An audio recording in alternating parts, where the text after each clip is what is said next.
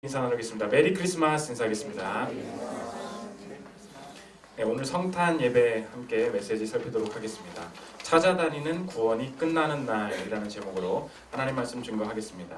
네, 오늘 성탄절입니다. 예수님께서 인간의 몸을 입고 이 땅에 오신 날입니다. 오늘 그 소식을 성경에서 뭐라고 표현하느냐? 기쁨의 좋은 소식이다. 굿 뉴스다 이렇게 표현하고 있습니다. 좋은 소식이란 게 도대체 뭐냐? 내가 그걸 들을 때 소망이 생기고 적어도 기대가 생기고 또 약간 기분도 좋아지고 이런 게 좋은 소식 아니겠습니까? 우리가 평소에 쓰는 단어들이 있죠. 야, 나 좋은 소식이 있어. 좋은 그 이유를 얘기해야 되잖아요. 나 합격했어. 되게 좋은 소식이죠. 나 좋은 소식이 있어. 나 승진했어. 좋은 소식이라는 거예요. 기분도 좋아져야 되고 소망과 기대가 좀 있어야 됩니다. 오늘 성경은 뭐라 그러냐? 예수님께서 찾아오신 것이 좋은 소식이라는 거예요. 그러면 우리가 방금 그 느꼈던 그런 좋은 기분들 그 정도 이상의 어떤 기쁨이 된다는 말인데 왜 그 크리스마스의 의미를 잘 모르는 분들이 많이 있지 않습니까? 왜 예수님이 내게 오신 것이 좋은 소식인가? 오늘 그 좋은 소식의 이유를 살피도록 하겠습니다. 세 가지로 나눠서 살필 텐데 첫째로 찾아오시기 때문에 좋은 소식이고, 둘째로 보상하시기 때문에 좋은 소식이고, 셋째로 다시 오심 그 자체가 우리에게 좋은 소식이라는 것입니다. 차례대로 살피도록 하겠습니다. 첫째로 살필 것은 찾아오심입니다. 오늘 예수님의 탄생이 왜 우리에게 좋은 소식인가? 찾아오시는 사건이기 때문에 좋은 소식이라는 것입니다. 8절, 10절, 11절을 보십시오. 그 지역의 목자들이 밤에 밖에서 자기 양떼를 지키더니 천사가 이르되 무서워하지 말라. 보라, 내가 온 백성에게 미칠 큰 기쁨의 좋은 소식을 너희에게 전하노라. 오늘 다윗의 동네에 너희를 위하여 구주가 나셨으니 곧 그리스도 주시니라. 예수님이 이 땅에 찾아오셨다. 이것 자체가 좋은 소식이다. 여기서부터 출발해야 된다는 거예요. 이게 왜 좋은 소식입니까? 우리가 반대로 생각해 보면 좋은데 찾아가는 것은 늘 어렵습니다. 우리 다 아시겠지만 회사에서 승진도 빨리 하고 싶고, 또 학교에서 또 내가 원하는 사람들과 좋은 관계를 맺고 싶으면 윗사람이나 대단한 사람들을 이렇게 찾아다녀야 됩니다. 찾아가면 좋은 일이 일어난다는 거 다 알아요. 그런데 하지만 여기도 대학생분들 계시는데 교수님 방 들어가는 거 쉬운 일입니까? 상무님 방 들어가는 거 찾아가는 거 쉬운 일입니까? 구정에 연말 연초에 방문하는 거 쉬운 일입니까? 굉장히 어려운 일이에요. 왜? 나에 대한 내가 먼저 필요가 있는 거거든요. 내가 그를 먼저 필요로 하는 것이기 때문에 그 사람이 날 인정해 줄지, 그 사람이 날 받아줄지에 대한 긴장감들이 있습니다. 내가 거기서 처신 조금 잘못했다가 오히려 낭패 보는 거 아닌가? 찾아가는 것은 늘 어렵고 나로부터, 나의 필요로부터 시작을 한다는 거예요. 그런데 반대로 오늘 예수님이 찾아오셨다. 찾아오는 것은 벌써 전제가 뭐냐면 그 사람이 나를 향한 기대, 나를 향한 감정이나 사랑, 이 감정의 관심의 표현이 먼저 전제되어 있다는 것입니다. 그래서 찾아감 자체에 담긴 가치가 있다는 거예요. 그래서 기분이 좋은 것입니다. 그가 나를 원하신다, 그가 나에게 관심이 있으시다, 이 자체가 좋은 일의 시작이라는 것입니다. 그래서 오늘 구구절절한 신학 이야기를 시작하기 이전에 성탄절은 무엇인가? 찾아오시는 즐거움, 여기서부터 출발해야 된다는 거예요. 그게 처음부터 감격으로 다가와야 된다는 것입니다. 제가 이 신학대학원을 졸업하면서 존경하는 교수님을 마지막으로 뵙고 싶었어요. 근데 3년 내내 졸업하면 맨날 메일 보냈어요. 졸업하면 한번 찾아가겠습니다. 그랬더니 답이 맨날 그렇게 와요. 언제든 오세요. 딱 6자 와요. 언제든 오세요. 그럼 아시죠? 그 말이 얼마나 애매한 말인지 아십니까? 언제든 오세요라는 말은 그렇게 하시는데 찾아가는 건 정말 쉽지 않은 거예요. 결국 3년 내내 못 갔습니다. 원하는 건 있는데 교제하고 싶은데 가야 할지 모를 때 되게 난감해요. 그런데 지난주 토요일 날 전화가 왔어요. 서창희 전사님, 지나가는 길인데 한번 봅시다. 내가 직접 갈게요. 찾아갈게요. 그러는 거예요. 너무 놀라서 제가 가겠습니다 교수님. 아니요, 제가 맞출게요. 서울대구역으로 가면 되나요? 어디로 가면 되나요? 내비만 찍어주세요. 교수님, 주차비 나오는데요. 여기 주차할 데가 없는데. 내가요? 그걸 못 낼 것 같아요. 막 얘기하시는 거예요. 카페 딱 들어갔는데 저는 제가 결제하겠습니다. 내가 와서 사주려고 한 거야. 아메리카노 먹겠습니다. 티라미수도 하나 골라 하면서 막 찾는 거예요. 긴장도 되는데 너무 편해요. 즐거워요. 이 사람 왜 이렇게 날 생각해 주는 거야? 왜 찾아오십니까? 인간이 하나님을 찾아갈 수 없기 때문에 어려운 걸 아는 사람이 먼저 찾아가는 거예요. 여러분 혹시 팀장님이시거나 좀 윗사람으로 계십니까? 아랫사람의 어려움이 무엇인가? 스스로 찾아갈 수 없는 무능을 이해하는 사람, 이게 리더예요. 예수님은 어떻게 생각하신 것인가? 우리가 찾아올 수 없다는 것을 아셨습니다. 그래서 칼빈이 이 성육신의 사건을 이렇게 표현했어요. 들어보십시오. 우리에게는 하나님께 올라갈 힘이 없으므로 하나님이 우리에게로 내려오셔야 했다. 하나님은 이걸 이해하셨다는 거예요. 성육신의 사건이 무엇인가? 하나님은 우리를 인간을 이해하셨다. 올라갈 힘이 없으므로 내려오셔야 했다. 이게 사랑이라는 것입니다. 이게 기독교가 다른 종교가 말하는 극명한 차이라는 거예요. 다른 종교는 무엇이냐? 하나님이 계시다. 우리가 섬기는 신이 있다. 그런데 뭐라 그러냐? 찾아가는 방법을 알려주겠다. 네가 그분께 교수님 문 앞에 가는 방법, 문을 여는 방법을 알려주겠다. 많이 이야기하는데 근본적으로 좋은 소식, 기독교의 복음이 좋은 소식인 이유는 무엇인가? 이 근본적인 차이를 잊으면 안 된다는 거예요. 인간이 찾아갈 수 없기에 하나님께서 직접 찾아오셨다. 이거라는 것입니다. 뭐 질문이 들죠. 아니 조사님, 나는 하나님 필요로 한 적이 없는데요. 나 하나님 부른 적도 없는데요. 안 올라가면 되지. 굳이 뭘 내려오셨습니까? 뭐 이렇게 막 되게 투명스럽게 얘기하는 사람도 있어요. 이 질문에 대한 성경의 대답은 이것입니다. 하나님이 인간을 찾아가시지 않으면 사람은 늘 다른 것을 찾으러 돌아다니게 될 것이다. 이게 성경의 인간관이에요. 무슨 말이냐? 사람은 하나님이 나를 찾고 계시다. 하나님이 나에게 관심이 있으시다. 하나님만으로만 만족할 수 있는 이 관심, 내가 하나님께 사랑을 받고 있다는 이걸 느끼지 못하면, 이 창조주 하나님께서 내게 채우시는 그 기쁨을 누리지 못하면 하나님이 아닌 다른 것으로 인간은 나를 환대해주고 인정하고 내 가치를 존중받을 수 있는 내가 관심 있는 존재, 사람들이 관심 가지는 존재라는 이것을 확인하기 위해서 관종이 돼서 늘 찾아다니는 존재가 될 거라는 거예요. 성경은 뭐냐? 찾아다니는 구원으로는 인간이 만족을 얻지 못할 것이다. 찾아오시는 구원이 필요하다. 이걸 말하고 있다는 것입니다. 이 이야기를 똑같이 하신 분이 있는데 소설가입니다. 필립 로스라는, 제가 한 번도 소개하셨는데 인간의 한계에 대해서 되게 잘 표현하신 분이에요. 울분이라는 소설이 있습니다. 이 청춘의 격정을 다룬 책인데 가장 중요하게 지적하는 것이 뭐냐? 오늘 성경의 주제와 똑같아요. 인간은 무엇이냐? 구원을 찾아다니는 존재다. 그런데 거기에 한계가 있다는 거예요. 이 사람 기독교인 아닌데 찾아다니는 구원으로는 만족하지 못한다는 것입니다. 이게 배경이 50년대 미국의 가정사회인데 정육점집 아들이 주인공이에요. 맨날 뭐 거기 나오고 그래. 뭐 닭똥 빼고 이런 거 일을 하다가 지겨운 거예요. 어떻게 하냐? 의무감, 사명감으로 이런 거 하다가 지칩니다. 대학 가요. 대학 가서 내가 새로운 걸 찾아다니기 시작하는 거죠. 그런데 아들 아버지가 이상하게 집착을 합니다. 아들 어디 갔다 왔어? 너무 위험해. 밖에 돌아다니지 마. 막 맨날 뭐 어디 좀 갔다 올게 하면 가지 마. 집에 있어. 아버지가 정신병에 걸렸어요. 아들 어디 있어? 맨날 찾으러 돌아다녀요. 아버지가 되게 이상해졌는데 여기에 소설이 말하고자 하는 이 진실이 담겨 있습니다. 아버지와 아들의 대화예요. 한번 들어보십시오. 아버지가 아들을 막 병적으로 찾아요. 그래, 여기 있었구나. 나는 너를 찾으러 사방을 돌아다녔다. 아들이 화냅니다. 왜요? 누가 제발 말 좀 해줘요. 왜 사방을 이렇게 돌아다니시는지. 아니, 왜냐하면 너한테 무슨 일이 일어나면, 어떤 일이라도 좀 일어나면 막 화내요. 하지만 아무 일도 일어나지 않아요, 아버지. 왜 이러시는 거예요, 아버지? 할 때 소설가가 하고 싶은 말이 아버지의 마지막 그 말에 담겨 있습니다. 뭐라고 들어보십시오. 인생이 그래서 그래. 인생이 그래서 그래. 발을 아주 조금만 잘못 디뎌도 비극적인 결과가 생길 수 있으니까. 작가가 하고 싶은 말이 뭐냐? 좋은 뜻으로 당찬 열정으로 사람들은 더 날 인정해주는 곳으로 찾아다니는 구원이 인생의 본질이라는 거예요. 그런데 찾으러는 나서는데 조금만 발을 잘못 디뎌도 미끄러지고 떨어지고 실패하고 꼬이고, 내가 인간이 쏟아붓고 열정을 가지고 도전한 것에 비해서는 인간이 마주하는 결과로서의 현실은 찾아다니는 구원에 대한 그 보상이 너무 비극적으로 끝난다는 거예요. 그래서 오늘 이 아들이 어떻게 끝났냐면 진짜 올 A를 맞으면서 학교를 다녔어요. 근데 학교에서 룸메이트랑 조금 트러블이 있는 바람에 학교에서 문제아로 찍혔어요.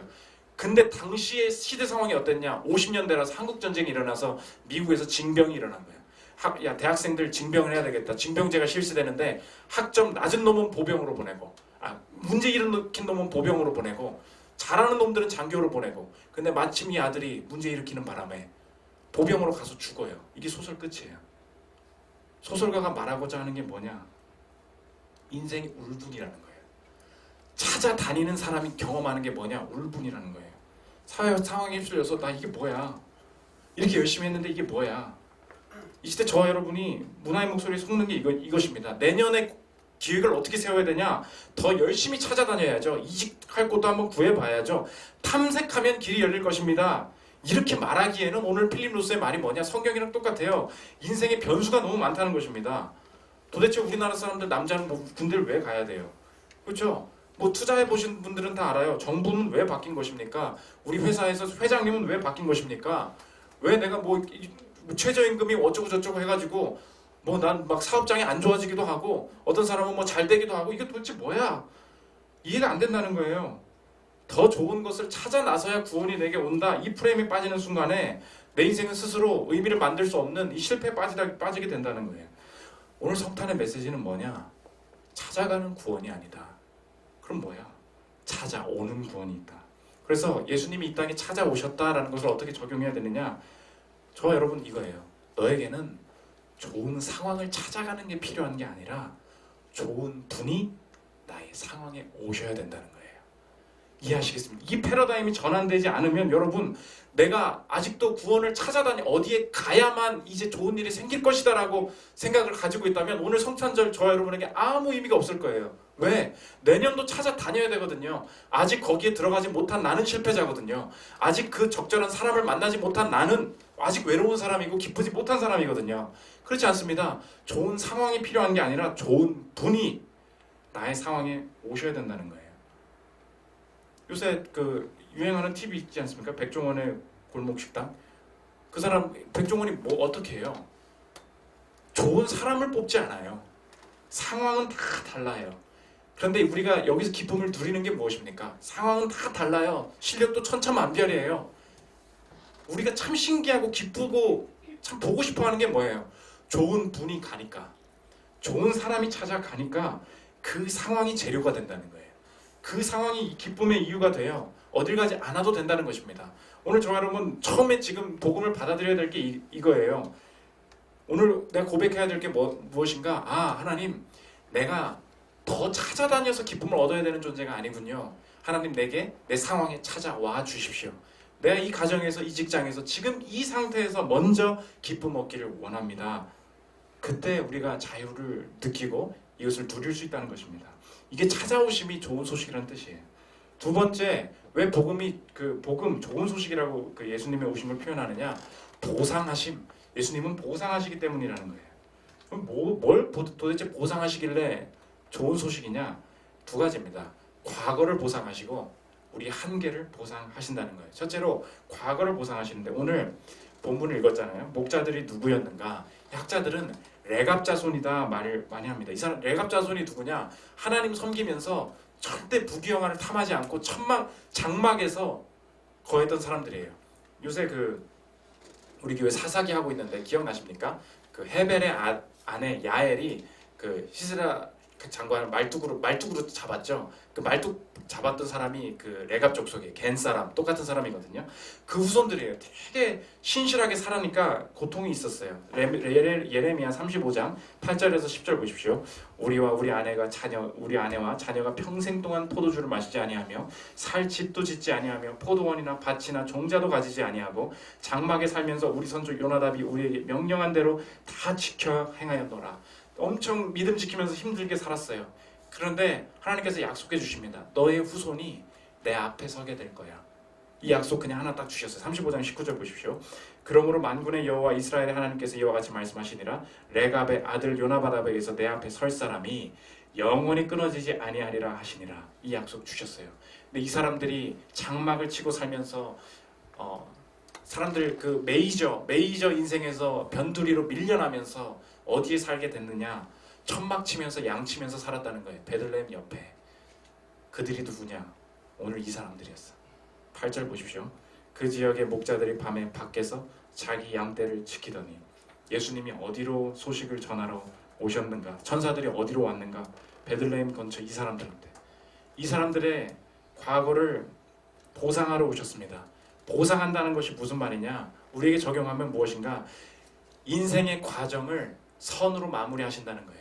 우리는 하나님이 보상하신다 이 말하면 야 내가 하나님 때문에 일하느라고 내가 집을 잃어버렸습니다. 그럼 하나님께서 보상해 주시려면 집으로 보상해 주셔야죠.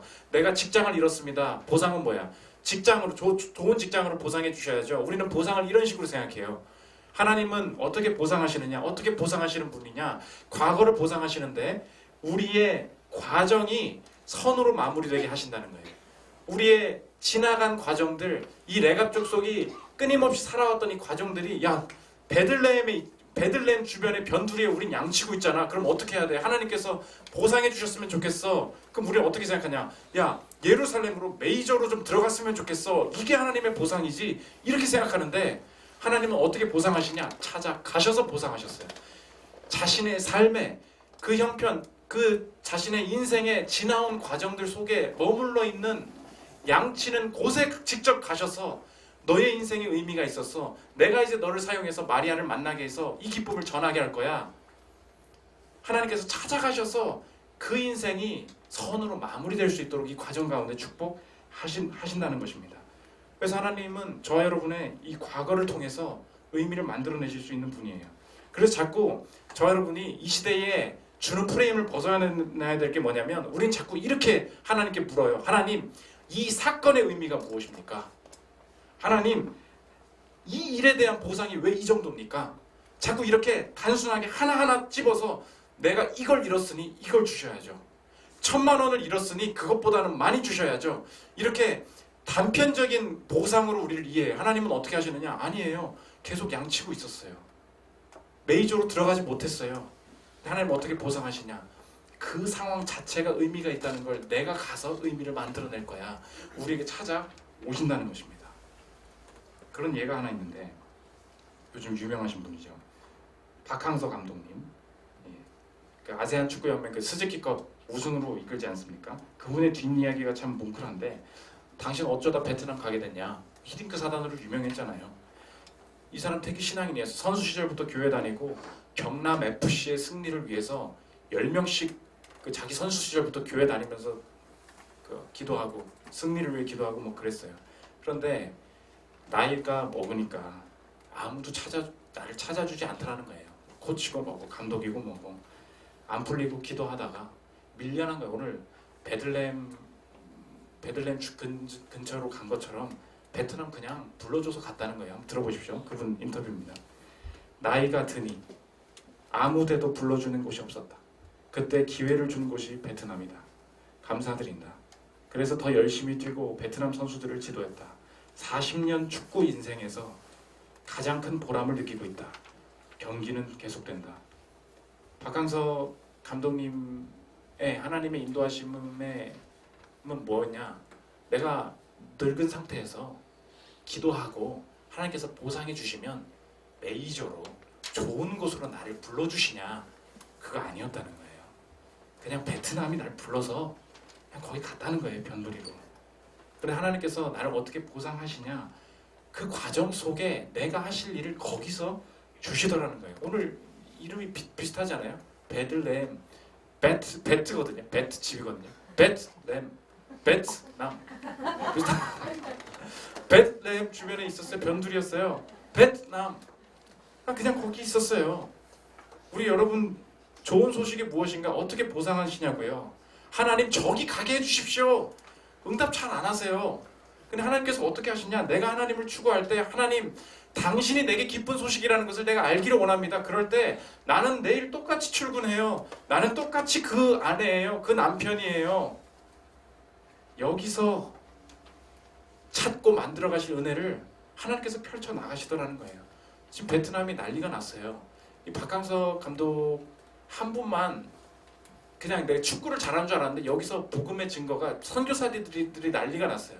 뭔가 여러 가지 일들이 한꺼번에 일어나면서 베트남의 공산주의의 문을 그냥 박차고 들어가시는 복음의 열기가 느껴진다. 이게 지금 선교사들의 고백이에요. 갑자기 왜 한국이 다 같이 밀려드는 게 역사적인 상황이 아까 필립로스의 고백은 그거죠. 역사적으로 비극이 너무 많이 일어나기에 인간은 구원을 찾아다니면 만족을 못하는 존재다. 이게 인생의 비극이다. 이게 필립로스의 고백이잖아요. 그런데 선교사들은 지금 뭐라고 고백하느냐? 한국이 엄청 당한 게 있었다는 거예요. 중국의 사드. 중국의 사드 때문에 온갖 기업들이 중국에서 다 철수했다는 거예요. 철수해서 어려운 상황에 궁여지책으로 다 몰려간 게 어디냐? 베트남이었다는 거예요. 그런데 지금 미국, 중국의 무역전쟁이 벌어지면서 중국에 남아있었다가는 큰일 날 뻔했는데 베트남이 열리면서, 그런데 축구랑 뭐 한류랑 이렇게 합쳐지면서 문이 막 열리기 시작하더라는 것입니다. 어떻게 신기한 일이 이루어지고 있다는 거예요. 하나님, 저는 메이저로 쓰임받고 싶습니다. 아니에요. 하나님은 과거를 보상하신다. 어디에서? 내가 그냥 있는 곳에서 찾아오셔서 여기서 의미를 주신다는 것입니다. 오늘 필립 로스의 마지막 말에 성경은 대답하고 있어요. 그 아버지의 말, 인생이 그래서 그래. 조금만 발을 잘못 디뎌도 어디로 내가 비극이 벌어질지 몰라. 그렇지 않아. 좋은 소식이 있어. 가셔서 거기서 기쁨 주실 거야.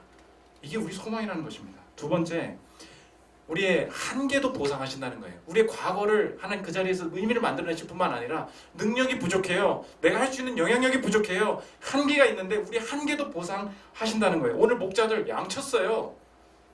예수님을 맞이할 뭣도 없었다고요. 그런데 한계를 어떻게 보상하시냐? 하나님께서 주신 말씀, 거기서 체험하게 하신 것 갖다가 그냥 말해줬더니 마리아가 깜짝 놀래요. 엄청난 사역들이 벌어진다는 것입니다. 12절, 17절부터 19절 한번 보십시오. 천사들이 말해요. 너 딴 거 하지 말고 이것만 가서 한번 찾아가봐. 너희가 가서 강보에 쌓여 구유에 누워 있는 아기를 보리니 이것이 너희에게 표적이니라 하더니, 보고 천사가 자기들에게 이 아기에 대하여 말한 것을 전하니, 뭐예요? 하나님께서 그 자리에서 보여주신 것 그냥 가서 전했어요. 듣는 자가 다 목자들이 그들에게 말한 것을 놀랍게 여기되, 19절 마리아가 뭐라 그래요? 마리아도 근심했어요. 야, 왜 내가 이게 애가 생긴 거야? 도대체 이거 천사가 뭐라고 하긴 했는데 나도 모르겠어. 그런데 갑자기 목자가 딱 와서 나도 그 말씀을 들었다는 거예요. 19절 뭐라 그러니, 마리아는 이 모든 말을 마음에 새기어 생각하니라. 하나님이 뭔가 일하고 계시구나. 이 서로의 하나님께서 주신, 각자에게 주신 것들 전하고 그대로 일하니까 엄청난 일들이 벌어지더라는 것입니다. 마리아는 그래서 자기 안에 이해할 수 없는 상황 가운데 확신을 가지게 됐어요. 이거 하나님의 일이구나. 목자들도 내가 예수님 할 수 있다, 내가 양치는 게 평생 인생 일이었지. 내가 지금 보여준 거 있지, 천사가 말해준 거 있지, 가서 전해라. 그것만 해. 그 자리에서 그것만 해. 베들레헴에서 이 양치는 목자들이 있는 데까지가 2km밖에 떨어지지 않았었어요.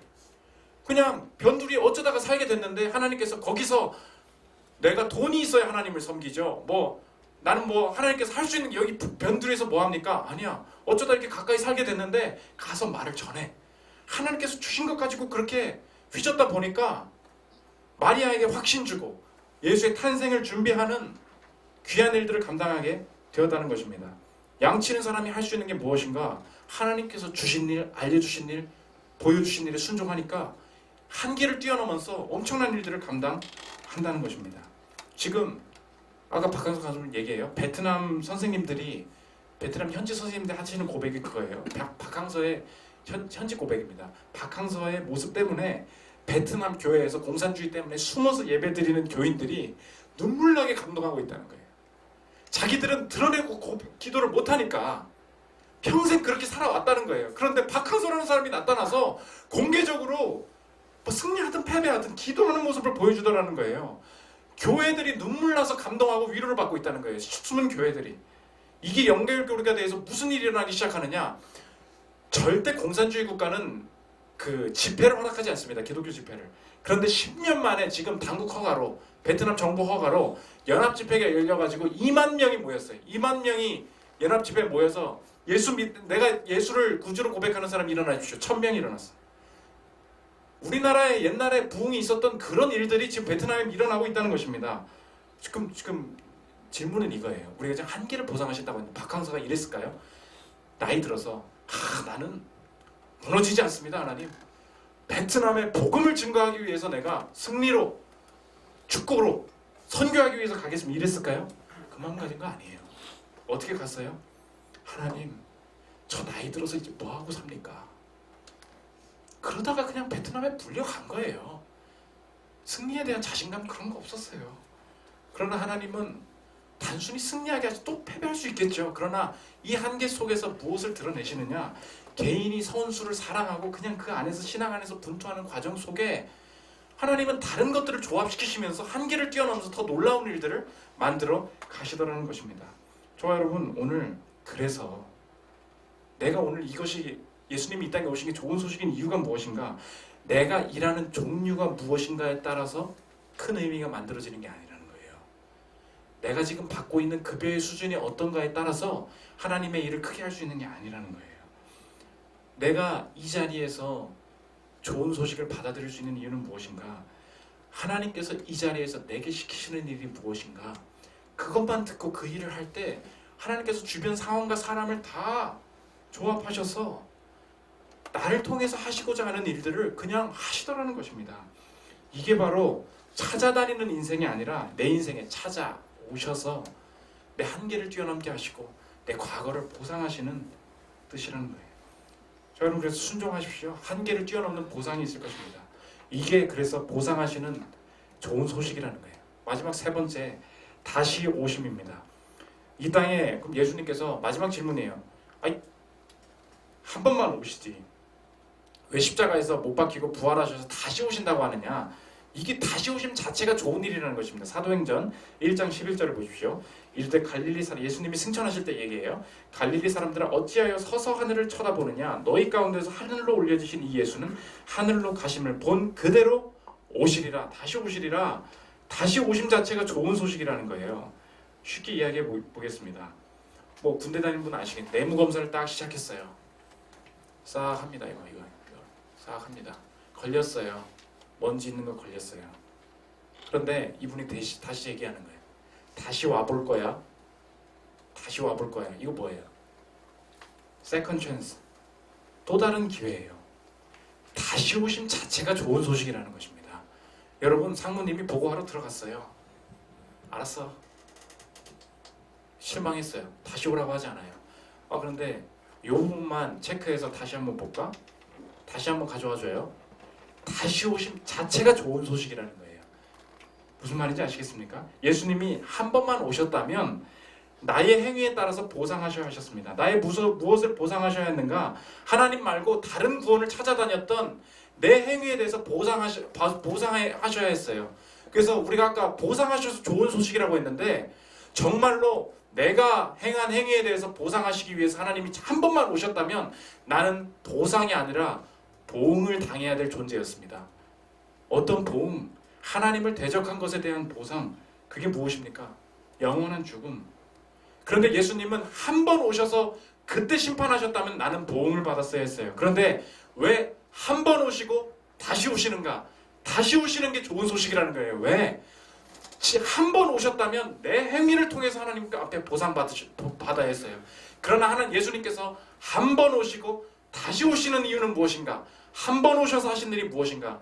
이제 너의 행위로 보상받는 것이 아니야. 예수님께서 하신 행위로 너를 보상하기를 원해.